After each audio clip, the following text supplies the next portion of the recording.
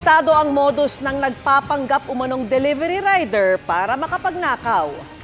Ang kanyang puntirya, mga mamahaling padala gaya ng gadgets. Kung paanong nakakakuha ng mga booking ang suspect, alamin sa aking eksklusibong pagtutok.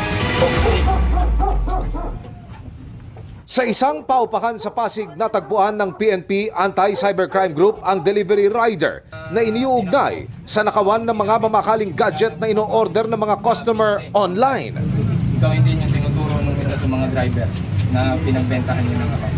Wala po kung sige, sa korte natin pag-usapan yan. Pero meron kaming warrant dito. So everything, may legal basis ito ma'am.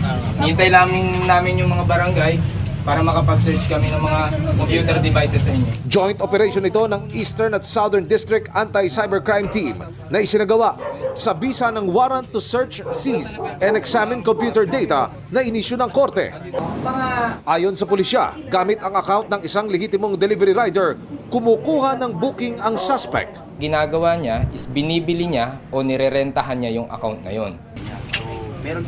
Pagkatapos, saka na raw ito mag-aabang ng tinatawag ng pulisya na juicy package o yung karaniwan umanong mainit sa mata ng mga nananamantala. Pag nakita niya na maganda yung items na pinapadeliver, actually laptops ito, ng mga mamahaling gadgets.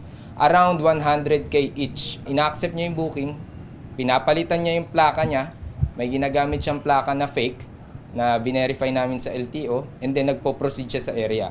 Pero sa halip na i-deliver sa buyer ang totoong order, gaya halimbawa ng laptop, karton lang ang iniiwan ng suspect. Nakuha sa raid ang iba't ibang klase ng ID at mga ebidensyang magpapatunay umano na sangkot sa ganitong modus ang suspect. Nakuha po namin yung mga cellphones na ginagamit niya, and andun din yung mga conversation niya doon sa mga legitimate na drivers na nagbenta ng kanilang mga account.